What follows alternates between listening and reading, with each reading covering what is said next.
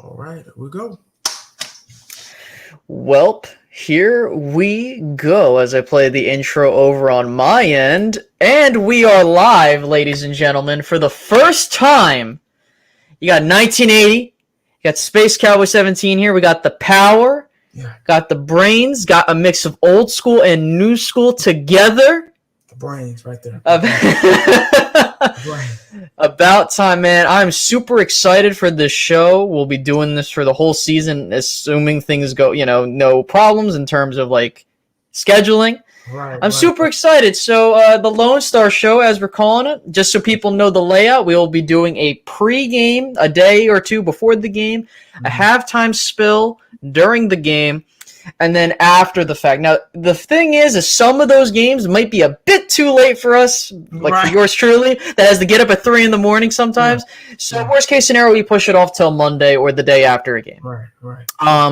But yeah, other than that, with those guidelines set for those that are watching on the record or now, so let's go ahead and get started. So finally, Cowboys football is back. Finally.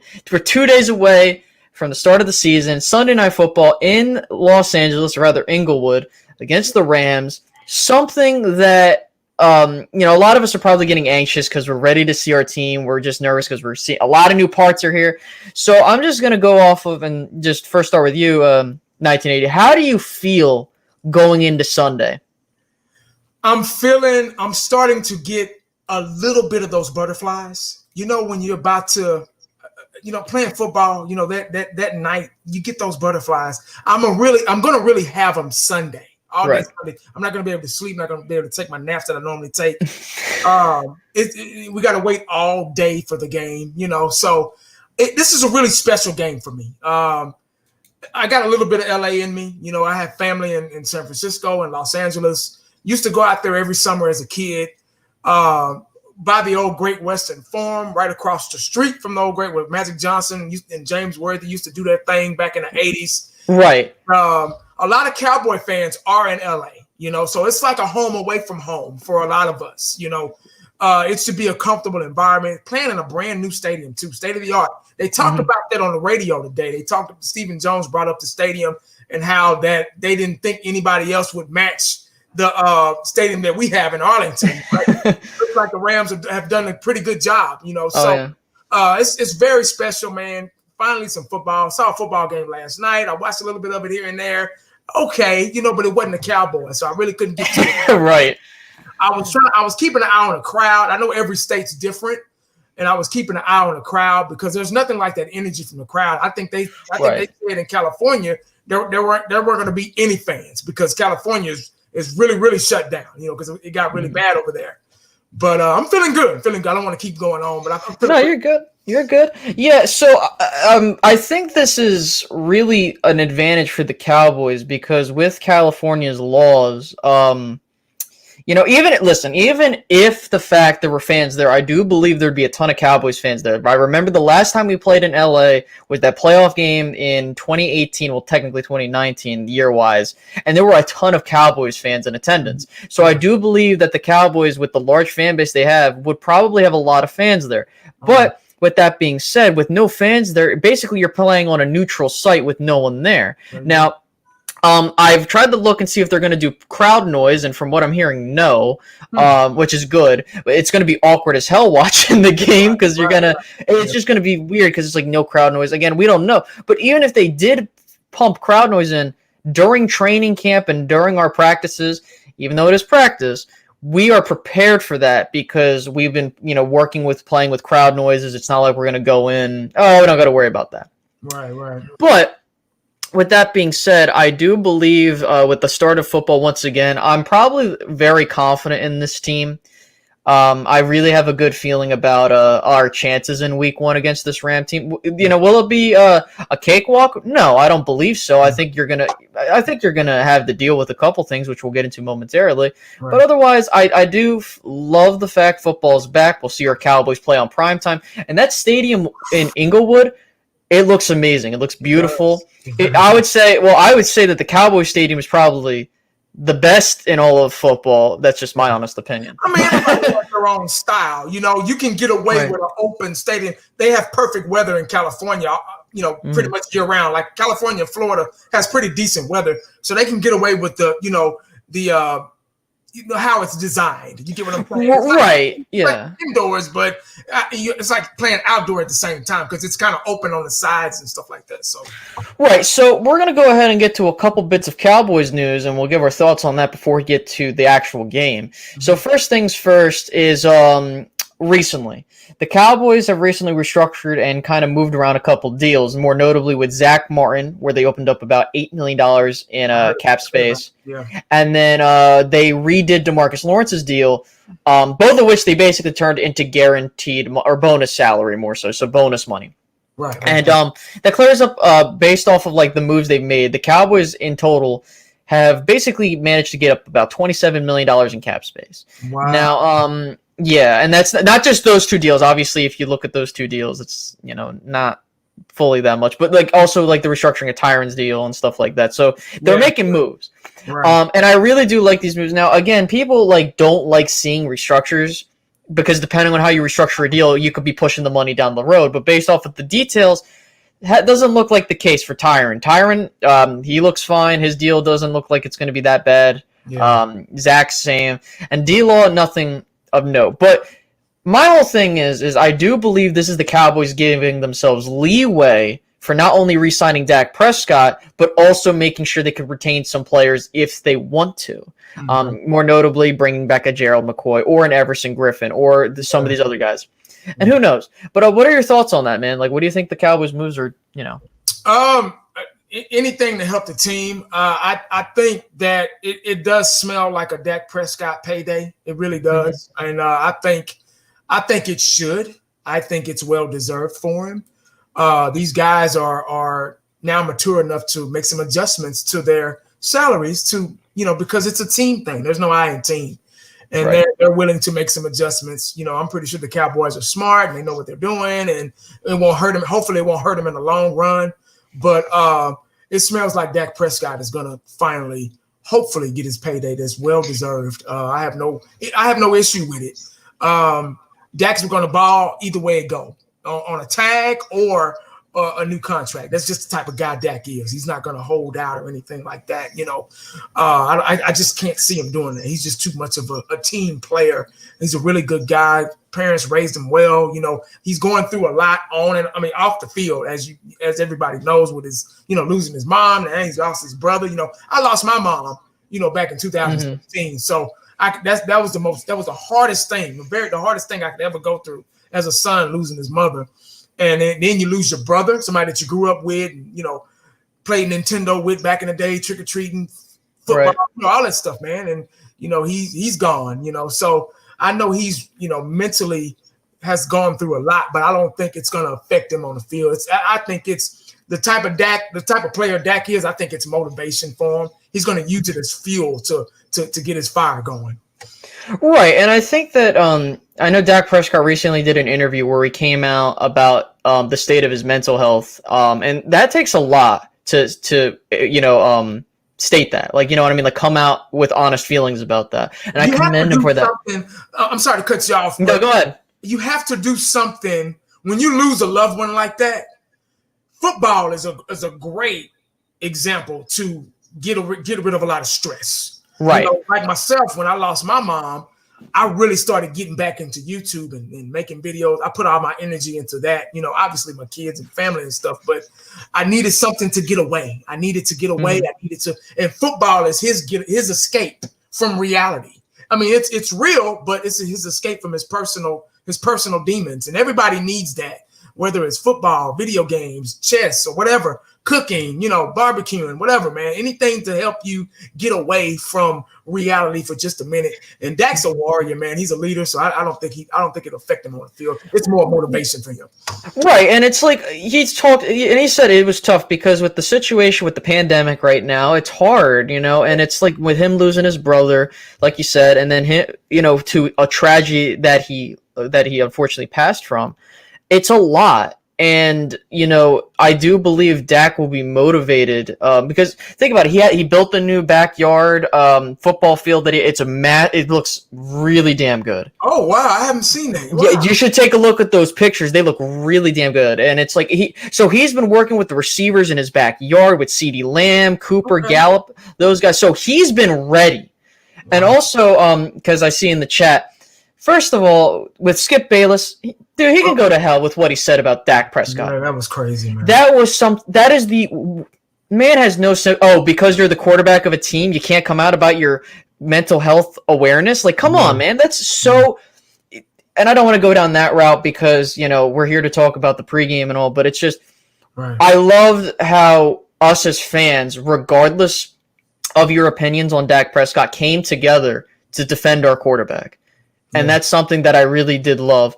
But with that being said, I do believe Dak will be motivated not only for his contract to get, but also the fact of dude wants to show that he's not trash. And I know he's hearing with what people are saying. He's been working his ass off in the offseason, making sure that he's tailoring his skill set to get ready for this season. I think he's going to ball out like you said. So, with that being said, I do believe he's going to get his payday. It looks like the Cowboys are getting ready for that. Unfortunately, they can't do it while he's on the franchise tag. They got to wait until the end of the year to give him his money, which, to be honest with you, if he ends up getting you to an NFC Championship game or even at the best, winning a championship for Dallas, he has a blank check. You can't, Pretty much, yeah. So with that being said, let's go ahead and let's go to the injury report for the week. Unfortunately, let me see if I can pull this up really quickly because it's being a pain in the neck right now. There it is. Yeah, it's like it doesn't want to load. Okay, so far we have 2 practices in for Wednesday and Thursday. Fridays they don't have on the log right here. Chidobe Awuzie, Amari Cooper, both with full practices in and full participants. Shishido's been having a knee issue, and Amari Cooper, they finally disclosed it after looking at it. It is the hamstring. Is that today? Was that practice today? No. This is just period. Okay, because I know today was just walkthroughs. Right. Yeah, so I think that's why they didn't really have a log on it for Friday. Right.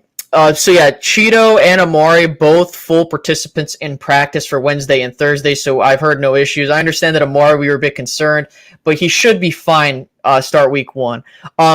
As for Luke Gifford, he was on the injury report for a hamstring similar to Amari, but he was limited in practice.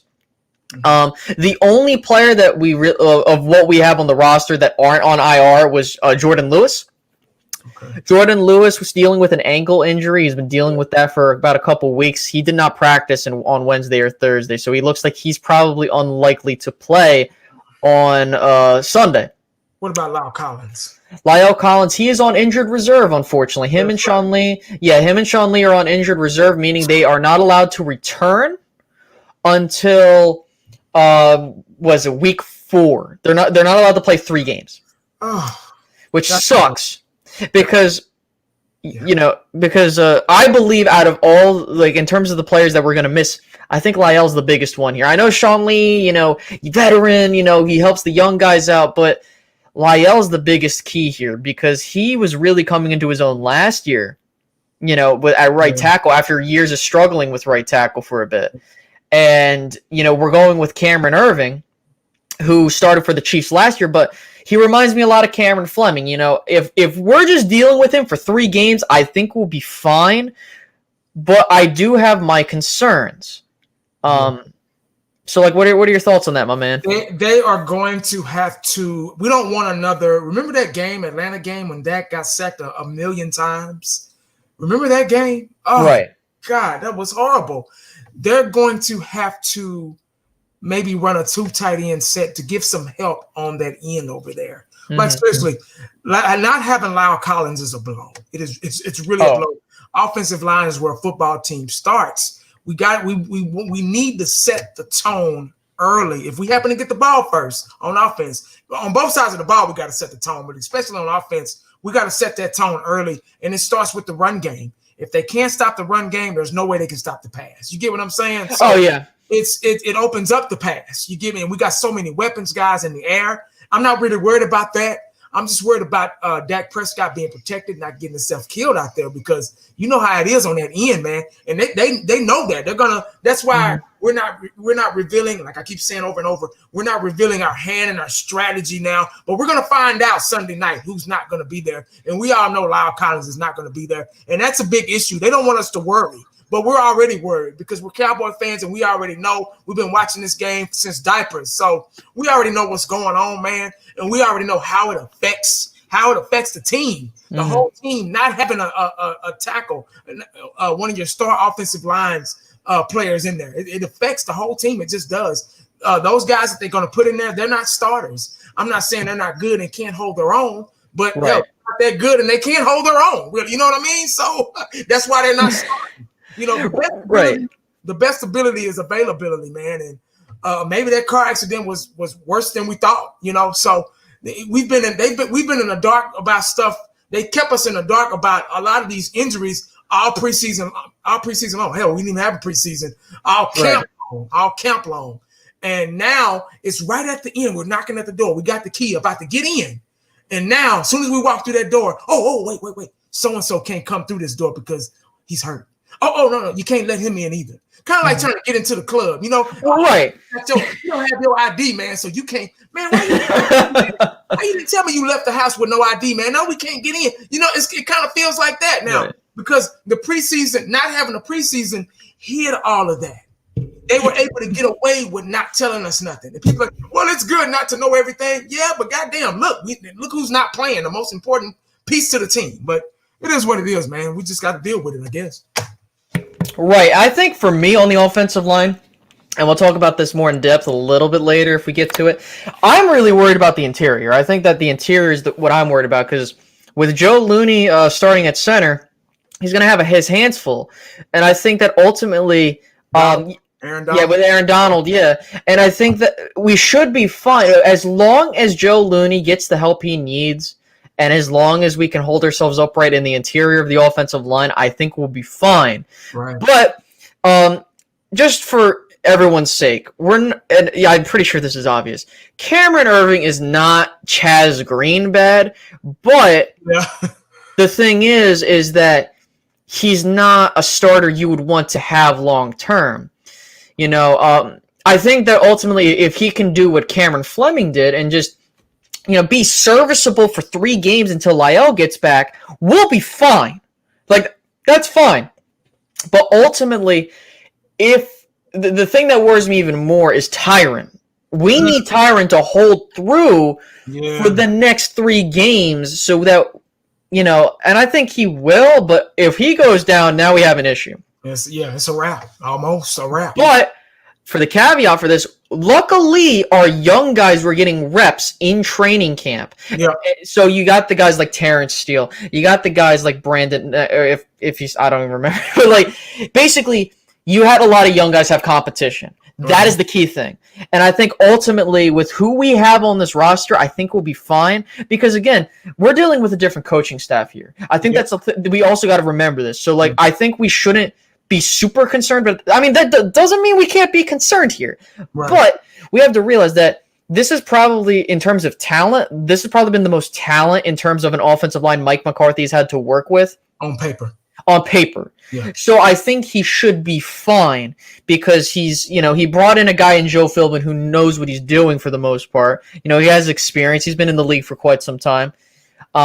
As Dead Lunatic says right here, Dak said it best, this Joe Looney is not the Looney of 2018. He's better. And that's the thing. Joe Looney does not need to be Travis Frederick at all-pro. He needs to be, if he could be what 2018 was or slightly better than that, we're set at center. We're good. Yeah, we're good. We're good because, he wasn't, remember, when he was at center in 2018, he was doing good for what what we were expecting of him. So, there is that. And Dale Lunatic also saying, and Aaron Donald doesn't have Sue next to him to take some pressure. Exactly. That's another key thing. And another thing we got to realize is Aaron Donald is not as good as people think he is in terms of, he's a good pass rusher. But when it comes to him against the run, he hasn't been that good. And that was pretty evident from last year with the Cowboys playing the Rams. I mean, did you have any other thoughts before we get into the actual game? Well, no, you may see a lot of play action because the middle is very, very difficult to run when you got a guy like Sam Darnold in the middle, and he's been double teamed, hell, sometimes triple teamed at times. But Right. I'm not too worried, but you can't help but be worried because we went into the season blindfolded. Right. Blindfolded. We don't know anything. We didn't have any preseason games to go off of.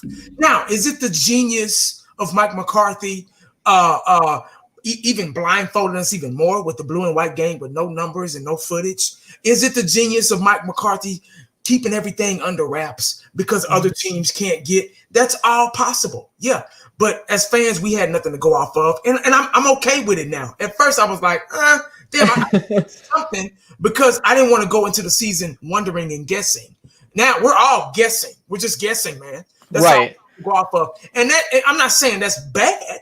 I'm not saying it's bad at all. It's just, it is what it is. Now, this team, everybody has high expectations for this Cowboy team because, like you just said, we have new teachers in the classroom, new parents at home, teaching the kids and raising the kids or whatever. Mm-hmm.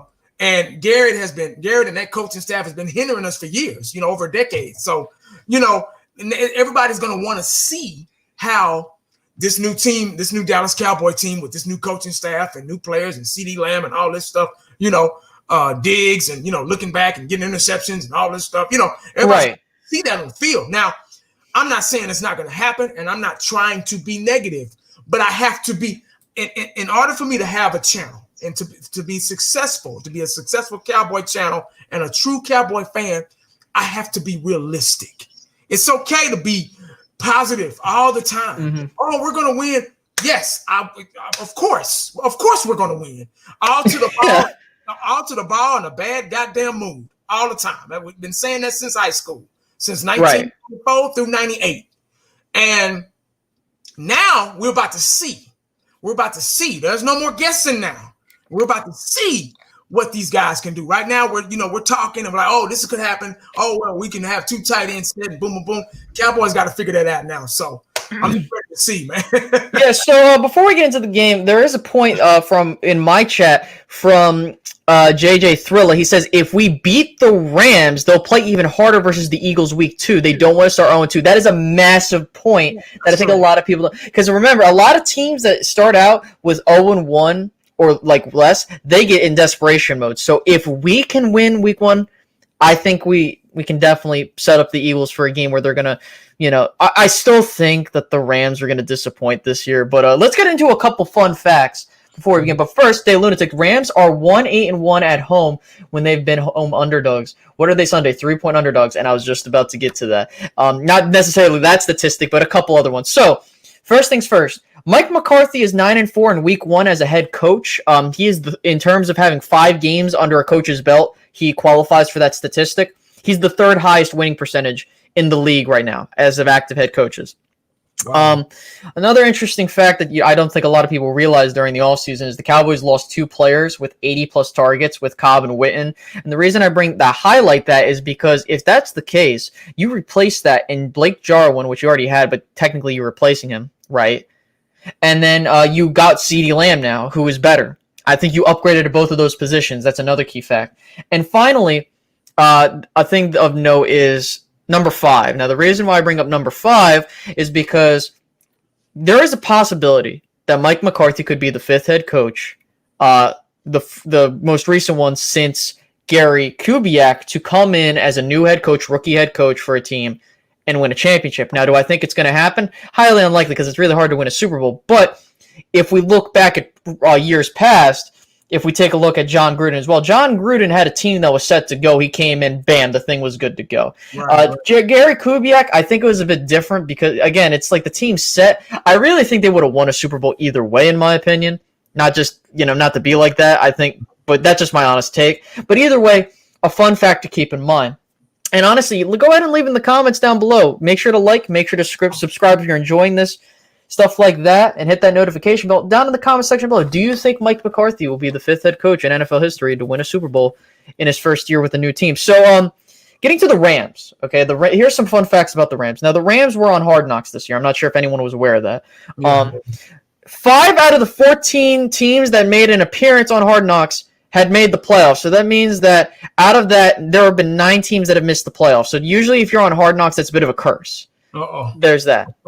So there's that. But here are a couple things we need to keep in mind from last year. And so here we go. Jared Goff, he was very efficient in the red zone last year. He had 18 touchdowns and no interceptions in the red zone last year with a passer rating of about 111. So that's something we need to make sure we clamp down on. And there are 2 receiving options, Cooper Kupp and Robert Woods. We have to keep an eye on them. Now, why is that? Yeah. With Cooper Kupp, he's in the last 21 of his last 25 games. He's had 5 receptions or a touchdown in 21 of those. So we got to keep in mind that he's going to definitely be he's basically the go-to guy along with Robert Woods, which, fun fact, he's one of 6 receivers in the last 2 seasons to have 130 plus targets. Now, with I'm sorry, they run a 3 receiver set. Yeah. They run a 3 receiver set. Yeah, so the reason I bring that up is because those are the things we need to keep our eyes out on. Because if we're going to win this game, I think I'm going to start with my first key to victory, and then I'll pass it off to you. Okay. We have to what we have to do is 2 things. Limit the Rams' run game. I guess it's a 2-parter, yeah. So limit the Rams' run game to where you put the ball in Jared Goff's hands. Mm-hmm. Then make Jared Goff make mistakes, right? That's what happened last year with the Cowboys, even under the previous coach. They put the ball in Jared Goff's hands. They limited the run game of the Rams, and they were able to blow them the hell out. I think that we can definitely replicate that result. Will it be the same score? Probably not. But if the Cowboys can do that, get some. The key thing is turnovers and getting a pass rush. If we can do that, I love our chances in this game. That's my first key to victory. Right. What about you? Do you got one? Okay. Here's the thing. I like that. The Rams are passing. We all know that they are a passing team. You just mentioned Cooper Kupp. You mentioned Josh Reynolds, Robert Woods. He's the slot. Jared Goff. And Jared Goff. Yeah. Just making sure. They have a rookie running back. What's his name? Cam Akers. Cam Akers, right? Because they got rid of so and so. They have and they really have a tight end. They have a good tight end, Tyler Higbee. I think he had over 600, maybe 700 yards. He had a pretty solid season last year. Yeah, he's pretty good. So he has some go-to guys.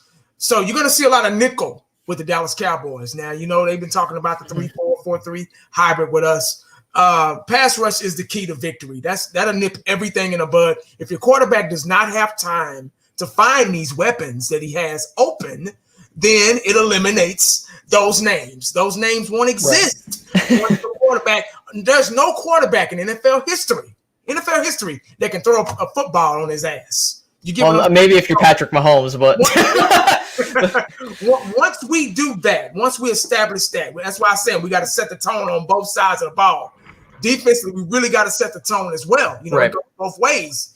Pass rush, it starts with that pass rush. It's a domino effect. Pass rush is good. Linebackers play better. No Sean Lee. Okay, well, we got to adjust to that. So you might see a lot of nickel, two linebackers, that 4-2-5 maybe. I hate that 4-2-5, but with Sean Lee out, you can't help but, that's what we ran last year when Sean Lee was out. So, like I say, the defense is we're going in here blindfolded. We don't know. This is going to happen. We got a rookie at cornerback now, Diggs, who had a great camp. Anthony Brown on the other side. And it looks like Worley is going to be starting in the nickel. Did you hear about that? Yeah, I've been hearing reports of that, yes. And they said it might be good because he's a long guy. He has long arms. He's 6'1", and he has a little bit of experience at the corner, outside corner, and a little bit of the nickel as well. So he might be able to keep up with those. He might be a good secret weapon for us to keep up with the tight end. You get what I'm saying? So right, and I think that the key thing here is I want to also bring up, with the Rams running game, the thing that's caused the Rams to fall off from when they went to the Super Bowl in 2018 was their offensive line. Their offensive line has not played on the same level, and that was evident last year. This caused Jared Goff to not play as well. Their run game was atrocious, or not as efficient as it would be. I mean, you could be like, well, Todd Gurley wasn't as effective because of his knee. Well, that is true. That doesn't excuse the fact their offensive line didn't play well last year. That's another thing. So right. I do believe the Cowboys have a prime opportunity to really wreak havoc in with this entire situation. Is Camo 2476 Alden Smith at linebacker is very interesting. It is. It definitely is. It definitely is, because we don't and that's a good point to bring up, because we don't know ultimately what defensive packages we're going to see. That's the cool part. I think that's a unknown I'm willing to take, is that we don't know. Like, we don't know what our defensive packages are going to look like. And ultimately, like, I know a lot of people, I was getting pissed off at Cheeto. I know many other YouTubers were getting pissed off with Cheeto and his, play and stuff like that. But I think we're fully going to get an evaluation of Cheeto, Anthony Brown, Jordan Lewis, and some of these other guys, because they're finally, based off of what we're seeing, and again, we'll see what happens in the game, they're actually playing like corners should be playing, turning their head around, being aggressive, all that other stuff. Now that we finally have that, I have a lot more confidence that this defense can generate turnovers. And yes, while they still, I still have question marks on them and the safeties, I do believe we'll be fine. Ultimately, like, what are your thoughts on that, my man? On the safeties, on our safeties. Yeah, sure. First thing I'm going to say is defense is designed, and I've been saying this for years on YouTube. Defense is designed to get off the field. It's not designed to milk the clock. It's not designed to win time of possession or anything. Defense, if done right, if done correctly, if you get out there, do your job, 3 and out, it is designed to get back off the field, give your offense even more chance to get in the end zone. That's what defense is designed for. It's not around and lollygag, because you use a lot more energy chasing than somebody chasing you. You get what I'm saying? Defense is totally different, man. So I think our secondary will be okay. That's all I can really go off of, because the only people I really do know is Anthony Brown and Xavier Woods. I know a little bit about Darian Thomas, which is probably going to start at strong safety. Now, I'm very interested to see Trayvon Diggs, and he had an excellent camp. You're going to see a lot of alternating, too. This first game is really a preseason game, but I want it to be a good preseason game. Right. Be one of those preseason games where the starters stay in. You get what I'm saying? So we're going to, all our kinks that we're going to get out, we're going to find out today. We're going to find out, on Sunday night, who's going to be doing this, who's going to be doing that, who's going to be out, all the alternating and everything. It's going to be like a test run for us. Right. But kind of like a preseason test run. So defense has to step up, man, has to set that tone. We got Van Der Esch back healthy. Alden Smith. Somebody brought up Alden Smith in the comment section, man. I forgot about him. So he's actually starting at a linebacker position. He's lost weight. He's all muscle now. So him being off the field for 5 years, I'm really excited to see how he should have the freshest legs out there, because he's had a 5-year rest. You get right. Yeah. With him being a linebacker, they're not going to know where we're coming from. I think we're going to have a high-powered blitz with Jalen Smith, and man, I'm telling you, it's going to be awesome, man. I cannot wait to see it. Oh yeah, I think that. Listen, I do believe that the Rams are going to get their mouths. We're going to punch them in the mouth, and I think they're not going to realize it. So I see in my comments section, Russell, Branham says, put pressure on Goff and he will crumble. Exactly. Listen, Jared Goff is a quarterback where if he doesn't have to worry about pressure, he is a solid quarterback. I would like him at that point. But the problem is that Jared Goff he is literally, I know like some Cowboys fans want to be like, well, Dak needs a running game to do well. Jared Goff is a prime example of that. Dak at this point has proven he doesn't need a run game to really put up numbers and succeed. Jared Goff he doesn't look. Now, I'm not expecting him to throw 16, 17 interceptions like last year, but I do expect him and the thing is, there are quarterbacks that have bad nights. I mean, we saw Thursday night, I feel bad for Deshaun Watson, because now that he loses his key weapon in Nuke Hopkins, he doesn't look the same. I feel like, they just paid him all that money, and no one's going to not to go on a tangent here, but I think it's interesting how he gets paid about $40 million a year, and he has these weapons and stuff like that, and then he has one bad night, and people aren't going to talk bad about it. I'll say that he didn't have the best night, and his decision-making wasn't the greatest, but again, it's not his fault. I mean, he has a horrific head coach and Bill O'Brien. And luckily, and I could see the parallels with the Houston Texans and the Dallas Cowboys, because the Houston Texans at this juncture remind me a lot of the 2017, early 2018 Cowboys, where like they don't really have any good receiving options other than like a couple guys. And which it proved it last night. It proved it last night. It proved last night you need that guy. Now again, like you can win without like a guy like Nuke Hopkins, but that's not the point. The point is that ultimately the Cowboys, and I know someone mentioned in the chat. I think who was it? I think Montana mentioned it. Yeah, Montana 808 says, "Who else thinks we will look like the Chiefs Sunday?" Listen. People think when they mean by the Chiefs, like with what the Chiefs did on Sunday, or excuse me, yesterday. I can't see the Cowboys doing that. I can definitely see the Cowboys doing that because think about it. They ran the ball effectively. They were getting really damn good effective yardage out of their running back. Their passing game was amazing. And not only that, they were aggressive. You know, you see that like the parallels as well between the Texans and the Chiefs. The Texans were extremely passive. They didn't go for it sometimes on these fourth downs early in the game where they really should have. Right. Even when they started the game up 7-0, like I'm hoping unless it's like a long fourth down, you should not be kicking field goals. If it's 4th and 5, you should be going for it. Unless it's like that, because that's what analytics tell you. Analytics tell you that if you are on the opponent's side of your field, you go for it. If it's 4th and 5 or less, you usually go for it, depending on how much yardage. You know what I mean? It's like that's the biggest key here. Right. So, with that being said, another key I want to get into is the big thing is attacking the middle of the Rams secondary. I think that's a thing that people don't realize is that the linebacking core of the Rams looks like a weak spot for them. You know, they got Jalen Ramsey, but they just lost Aqib Talib. Well, Aqib Talib's not there anymore. He retired. So, and sure, Jalen Ramsey is going to maybe be a problem, but again, it's all about the game plan. Think about it. Yeah, if you shut out Cooper, you still got 2 other guys you got to deal with. Exactly. I mean, so I think that you might end up seeing CeeDee Lamb pop off this game, or Michael Gallup, or Blake Jarwin, or Cooper. Maybe Cooper just amazes us. But I just think that ultimately the biggest key is attacking that middle of that secondary and gash them up the middle. They are not as good of a run-stuffing team as people think. Yes, they have Aaron Donald, but like I said earlier in the show, the Cowboys proved last year, and looking at their defensive line, nothing really changed in the interior of the defensive line for the Rams. So if they can gash them up the middle, they'll be fine. They don't have Sue anymore. No, he's not even. He's in Tampa Bay, I believe. You know how when we beat them last year at the end of the year, we used their aggression towards them.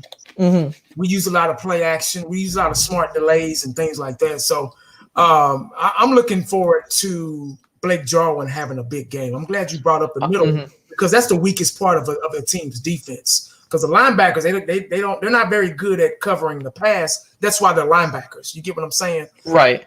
Safeties, they're okay. That's why they're safeties. Corners are the big cover guys. The nickel corners and the outside corners are the big cover guys.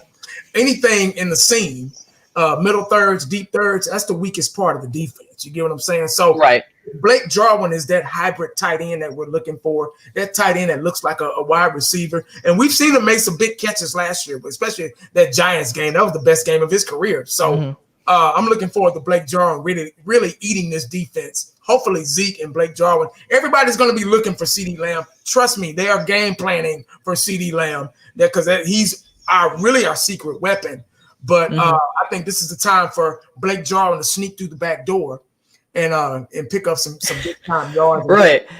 And that's a good point because think about it. Blake Jarwin has shown he can be explosive. There was really his big game that put him on the map was the Giants game back in 2018 where he scored 3 touchdowns and he was pretty much catching everything.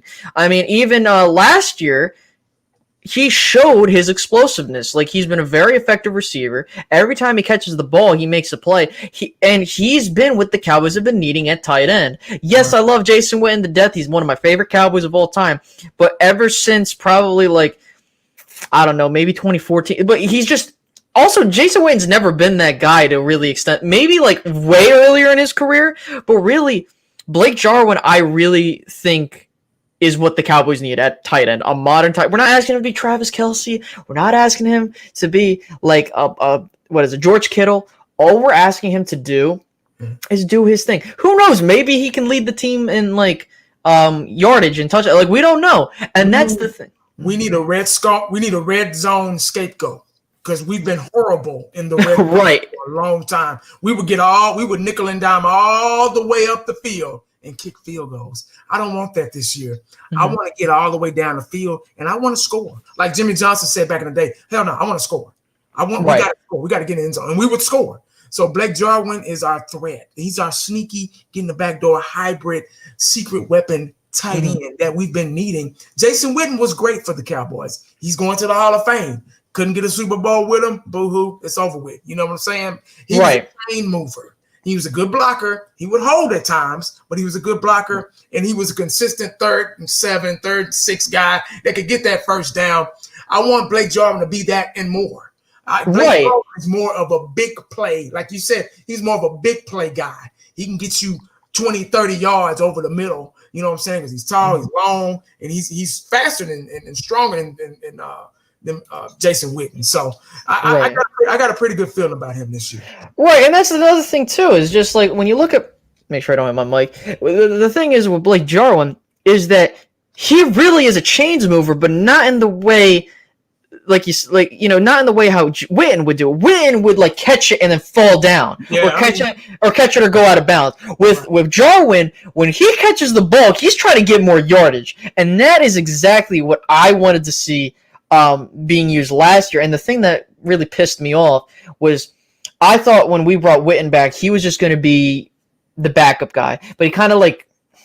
I love Witten to death, and I try not to be like because it's like. Yeah. But here's the thing, like, and I want people to understand something. Like, it's not like how with basically he's like this generation's Emmitt Smith, but the key thing is at least Emmitt was still putting up numbers. You know what I mean? Like Emmitt was still being effective, and like you can lean on him, and it wasn't like he was showing signs of like. Oh, like he's only getting like 100, like he's like only has 600 yards, and you still keep him. He at least was putting up solid yardage. I know 2 different positions, but you get the point. Jason Witten, he did not show, he didn't show like anything. He didn't help the team at all. I think he kind of hurt the team that last season. He came right. I think it was time for him to go. I thought he should have retired, but he wanted to go still. His mind thing, hell, I'm 40 years old. I still think I can get out there and play. I give you a series. Trust me, I give you a series, but that's about it. I'm not giving you no more. There's no more left in the tank. And maybe he still think he can play. I don't know. God bless him. Go do your thing. So, but now it's a new era. It's a new era of tight end. And we have so many weapons. So, we talked about Dak Prescott earlier. Now there's no excuse for Dak. I love Dak as our quarterback. I think he's great. He's still developing into that hopefully superstar quarterback, and his money is well deserved. Now I think this is the season where Dak silences a lot of critics and proves a lot of people wrong because we have the weapons to do it now. We got so many weapons. So I can't. I wish tomorrow was. Yeah. Well, the cool thing is luckily tomorrow I work one more day and then I'm off for Sunday, thank God, so I could see my Cowboys play. So got a question from Tori Loper, and before I get into his question or his comments, please right now, if you have any questions for us, drop them down in the comment section below. We will get to them momentarily.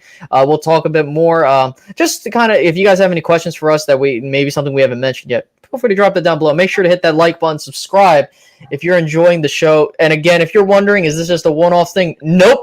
We are doing this thing for the entire season, as long as scheduling permits. Try to do a mid-game halftime spill for only 15 minutes, and then have a post-game, whether it's the day after, or just after the game, or the day after. So in case you're wondering and just tuning in, is this a one-off thing? So Tori asks, yo, guys, I think Dallas should have Zeke and Pollard on the field at the same time against LA. Remember, we should attack their linebackers. Littleton not there anymore. I agree. I do agree. I think that, we saw it last year in spurts with Tony. You saw Tony, in the pass game be effective. And even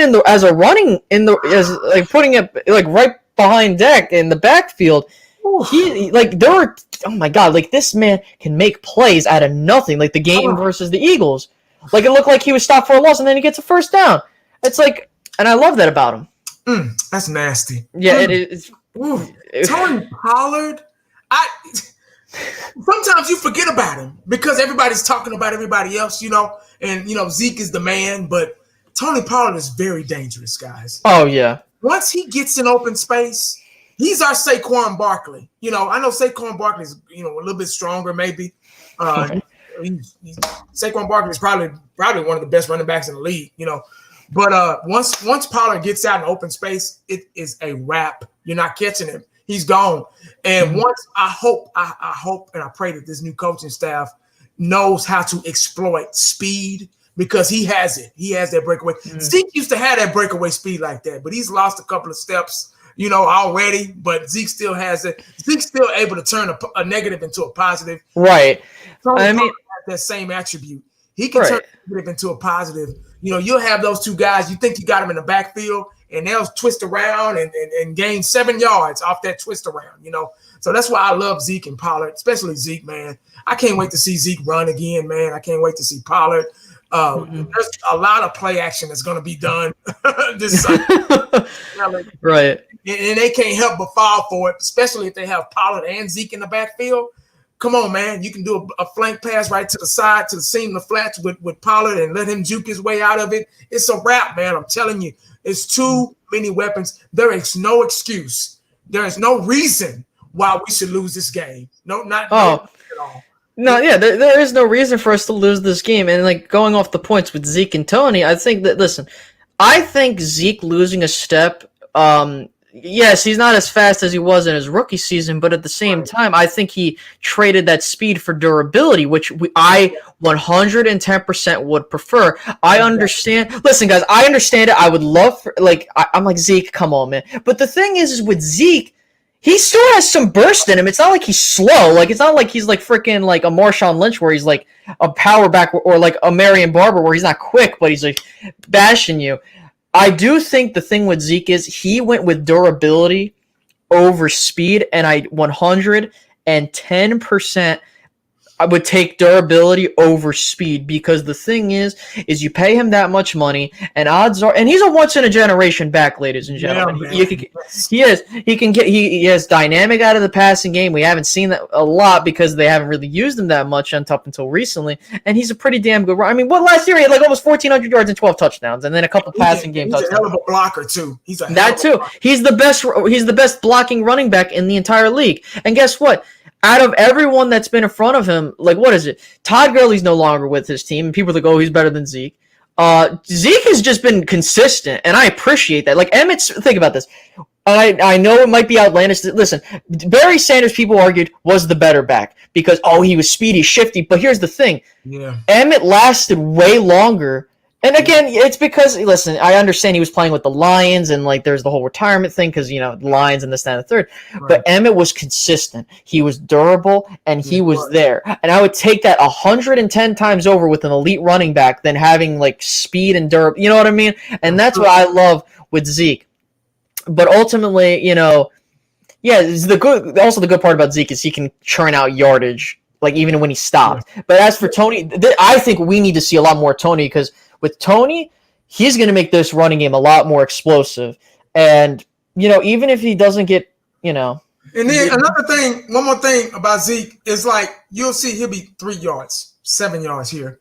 Right. 3 yards here, 4 yards here. And then you'll be they'll say, he has 100. You're like, dang, he's got over 100 yards because he's nickel and diamond. He gets those sneaky yards. It's like how DeMarco was. Remember DeMarco Murray back in 2014? It's the exact same thing. It's yeah. You wouldn't think that. He'll have a couple runs. And here's the thing. With Zeke, I think with having Tony in the backfield, this allows for Zeke to be a hell of a lot more explosive. And that's what we missed last year. Towards the end of the season, he was a bit more explosive. I think Zeke had a 40-yard run. He would have a 20-yard run, and he's been missing that. And I think that's the big thing is just the way we've been doing play calling with the running game is, I think, going to change this year. And I think that ultimately, with the whole red zone, not to just skip a whole nother time, with the red zone, like you said earlier in the show, we need to fix that. Look, I'm not sure if you knew this, and I don't unfortunately have the stat off the top of my head, but I remember this vividly. Did you know that Dak Prescott is more efficient in the red zone as a quarterback in terms of getting the ball in the red zone than Lamar Jackson? Wow. Yeah.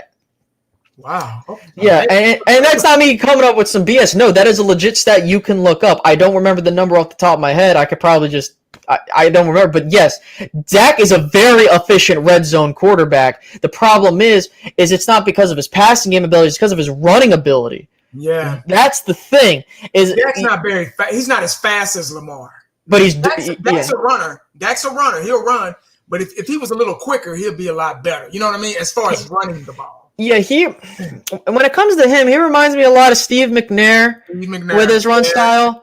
Like, you know what I mean? He can run the ball, but he's not like the quickest guy on the field. Yeah, exactly. You know, and hey, listen, man, I don't care about that. Ultimately, I think you know, there's no quarterback. There's no quarterback. Not even Steven Jackson. Not even Randall Cunningham. Not even Michael Vick back in the day. You can ask them personally, would you rather run the ball or throw it? They're going to say throw it because they don't want to get hit.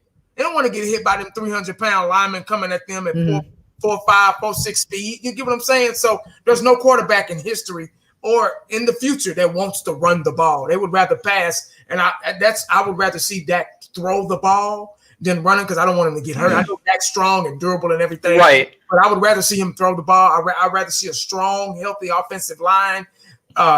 Giving him time, protecting him, and allowing him to find a receiver open.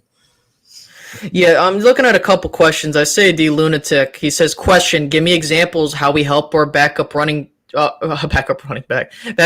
tackle, in terms of plays called." Before I get to that, you want to answer this question real quick on screen? Do you think we get a roll?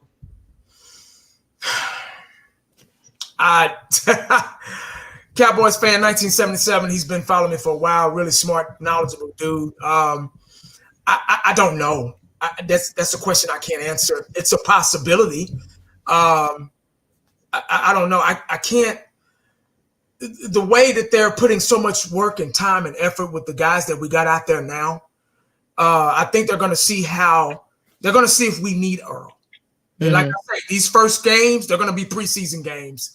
And we're gonna wipe out the kinks, especially the first game, and not now, but maybe after the first game. That's a good question. He's still floating out there. It's still a possibility. But they put so much work. These new coaching staff put so much work into Thompson. That's why he's starting now. Cheeto and Jordan Lewis and all the guys, Diggs. That's why he's starting now. And I don't know. I just don't know. Yeah.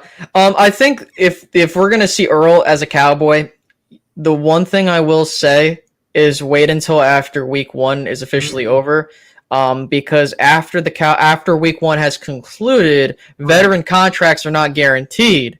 Right. So if we're going to see Earl Thomas in a Cowboys uniform, it will be after Monday, depending on, I think it's after you play your first game, if I remember. But ultimately, it's whatever. If they get him, they get him. If they don't, they don't. I'm not going to cry if they don't get him. But getting into De Lunatic's question about what do we do at right tackle, like how do we help the backup? So how do we help Cameron Irving?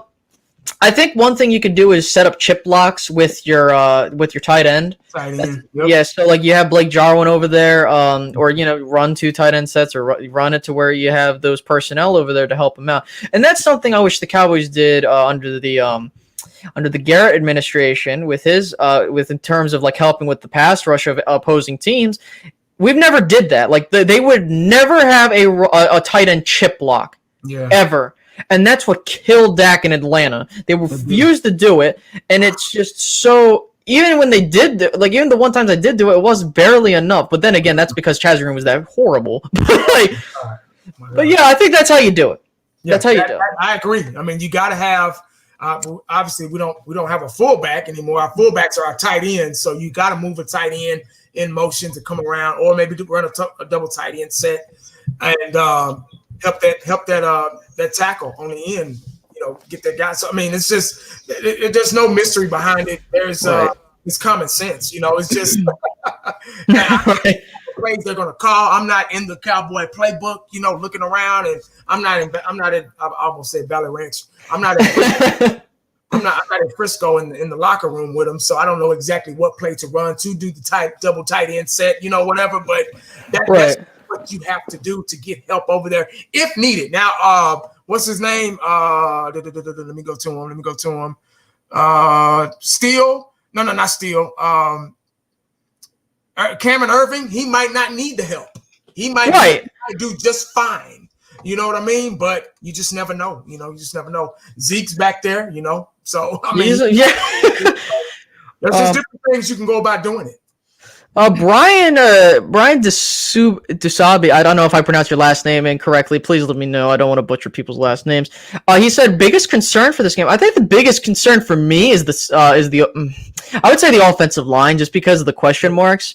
It's obvious to say the secondary just because of the unknown factor of that, but ultimately I think it's this offensive line, because in my head I think we'll be fine, but ultimately it really depends on what we do. I just think that's my biggest concern for the game, because, but here's the thing: if Dak could get the ball out quickly, that's not going to be an issue. But I mean, I know he's not going to have that quick of a time to get the ball out. But as long as I'm not asking for the offensive line to be Great Wall of Dallas. I always say that. I'm not asking for much. All I'm asking is just do your damn job. Right. Give the guy time, get those running lanes open, and we're good. That's it. That's all you got to do. Yeah, I agree. I'm a little worried about the offensive line, because that's the most important. Like I say over and over, and I've been saying, I sound like a broken record. That's the most important part of a football team, because they control the offense and the defense. They control time of possession, clock management, all that stuff. You milk the clock with the offense, and the way the line is playing, it sets the tone for the rest of the team. It gives the defense the break they need to get back on the field for another 3 and out, because there's no way you can play a good defense tired. You can't think while you're tired. Trust me, I know. Hands on top of your head. Yep. You're tired. You're breathing. You're sucking wind, and you're tired. What did Jimmy Johnson say? Fatigue makes cowards of us all. Yep. Mm-hmm. So, but offensive line is probably my concern. I will have my eyeball on this Sunday night, and we have to establish that run. You said Dak Prescott needs to get the ball out early.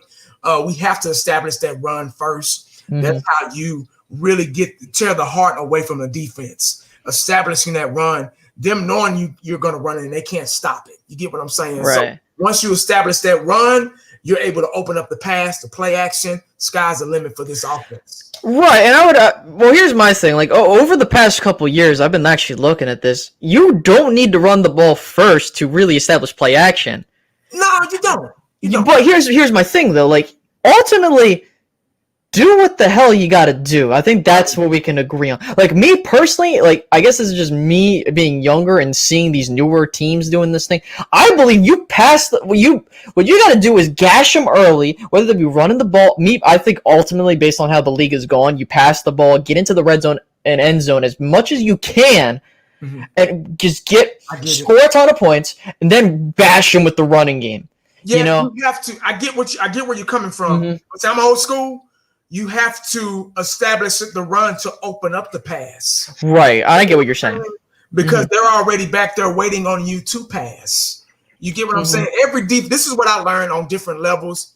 Every defense is ready for the pass. The secondary is ready for the pass. They're the last line of defense. They're back there for the pass. You get what I'm saying? Once you get them to bite and come up, if they can't stop the run and you keep doing it and you alternating with Zeke and Pollard, you get what I'm saying? And that secondary, that safety is going to come up.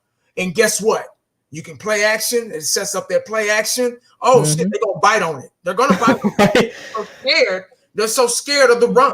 And that's why it's very important to establish that run first, because it opens up other opportunities for the other offensive play in that offensive playbook. Correct. And getting to the next question, Rob X Pro asks, how do you think our secondary will hold up now that Lewis is out? I'm going to just be honest about Jordan Lewis. I think Jordan Lewis is listen, he's not horrible. I just think we overrate him a bit, just because let me explain. The reason why I say that is because I think a lot of people think Jordan Lewis is the best corner on the team. I don't believe that. I think if we're talking talent and talking about who we have personnel-wise, I do believe Cheeto has the makings of being the best corner. Well, actually, Trevon. But my whole thing is this. The thing is that I don't think we're going to miss a beat with Jordan Lewis. My biggest concern is what happens with Trevon, and more so this scheme. Because if Trevon, if he, I don't want to see him get picked on and lose confidence. Because if that's the case, you're going to have a situation to where it's going to screw you up. Right. And I know a lot of people might not like what I say when I say that. I do think Jordan Lewis is a playmaker on this team. However, I think in certain spurts he's really damn good. And I think ultimately, I go ahead. Sorry. I'm sorry. I think I see where you're going. There's so much proof of Jordan Lewis's ability as far as he brings a type of physicality to this defense when he's in the nickel. He's a very good nickel, and Anthony Brown is also a good nickel. I thought Anthony Brown going into the going into camp. We all from last year. I think a lot of people can say this. They wanted Jordan Lewis on the outside. Now, this was before Diggs. This is before Diggs was even thought about coming to the Cowboys. We were hoping that it would be, I guess Cheeto and Lewis, and then Anthony Brown at the nickel. Jordan Lewis has a very physical style of play, and I've seen him make plays on the ball. I've seen him attack the ball. He was pretty much maybe Byron Jones at times. Byron Jones was our most athletic cornerback that we had in the secondary. I thought he could have been a little bit more playmaker-ish, but he wasn't. It is what it is. He's gone to the Dolphins, big-time contract. Right.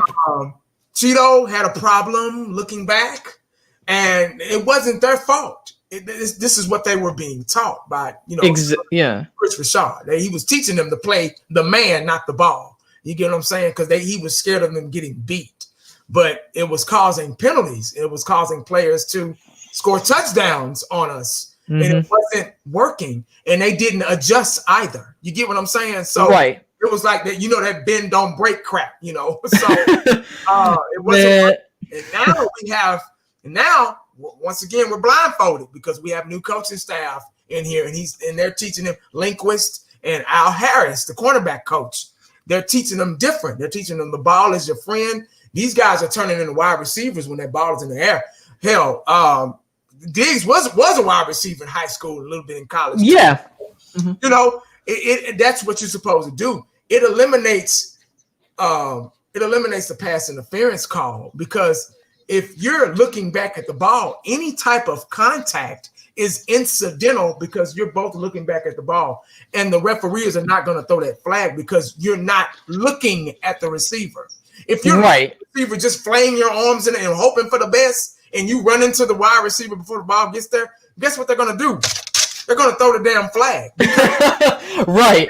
You're looking at the receiver, and it's intentional. I've been around this game for 40 years. You got to know how to play the reps. When that ball is in the air, you're a wide receiver. I'm sorry. It's just what it is. If you don't believe that, I can't give a damn too much. I can't babysit. I can't babysit grown folk feelings. I'm not here for that. I'm here to make sure to spread the word, to preach the word of Dallas Cowboy football and how it should be played, how I was taught, and how it was successful for myself. Right.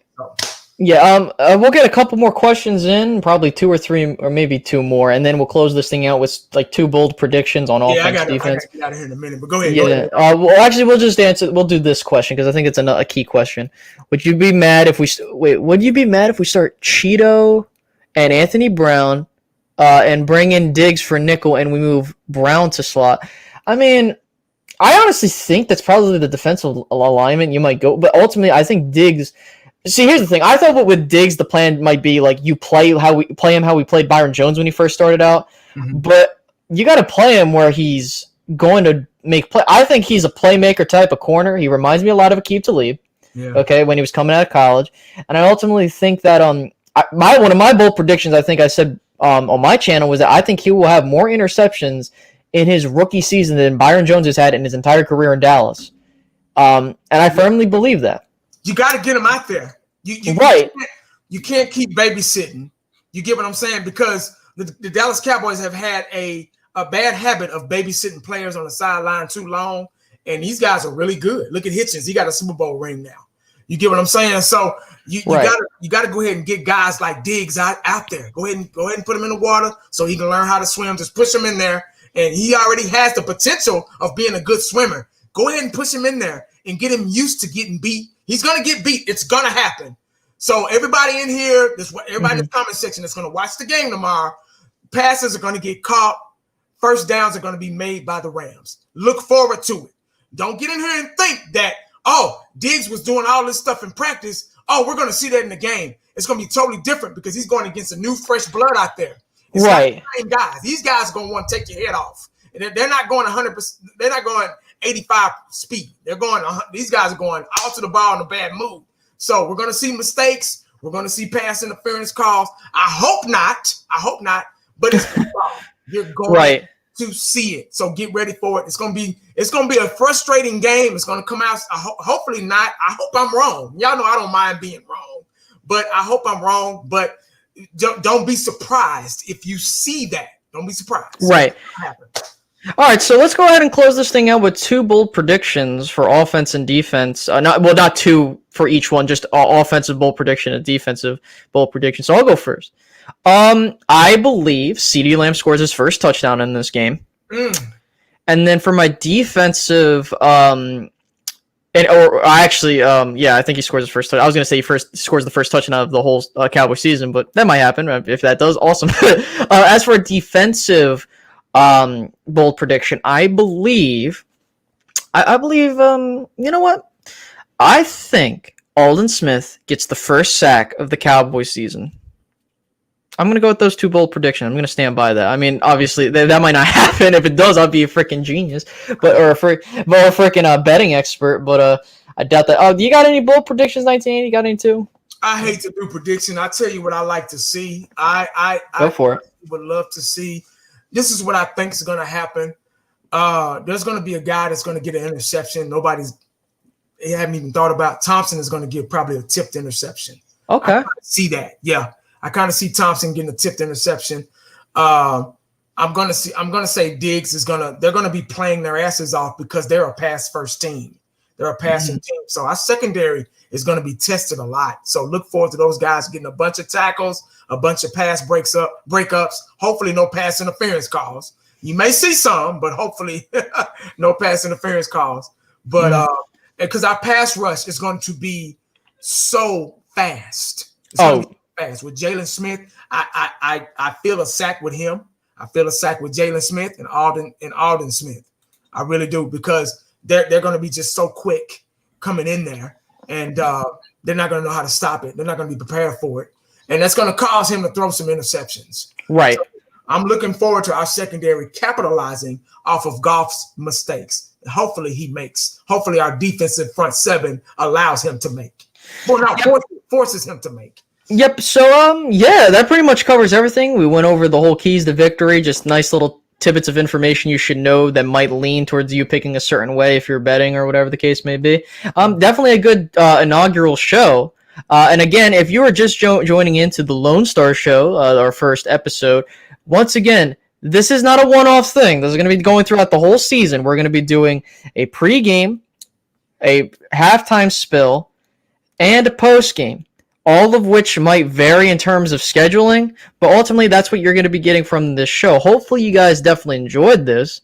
If you guys did, make sure to hit the like button, because it does, it helps get it out there. If you're new to our channels, feel free to subscribe so that you get this whole thing weekly. And then finally, make sure you hit the notification bell so that you get notified when we go live for the show. I think that pretty much covers it, man. 1980, this was damn good first show. Cannot wait. I enjoyed every bit of it, man. I can't wait. It's going to get better and better. This is just the first week review. So I want to thank everybody on Space Cowboys channel as well as mine for taking the time out of the Friday evening to watch two great minds together. We're not the best, not trying to be the best, but we're just kind of putting it out there, how we feel about our America's team. We love our Cowboys, and we just want to talk some football and in a positive way. and be realistic about it at the same time. That's our job. You get what I'm saying? Right. So I enjoyed it, man. You know, no one other to do it better than, you know, us two together and everything. Mm-hmm. And much respect to you, man. And just I can't wait till Sunday, man. It's Oh man, God. cannot wait. So I'll go ahead and close out on my end. I'm pretty sure you'll close out on yours. And once again, guys, we'll see you sometime after the game, whether it be that night of or it be on Monday. Probably maybe it has to be on Monday because I have to wake up early on Monday. But we'll see how things go. All right, guys, have a good one. Peace out. Bye bye. I'm going. Thanks.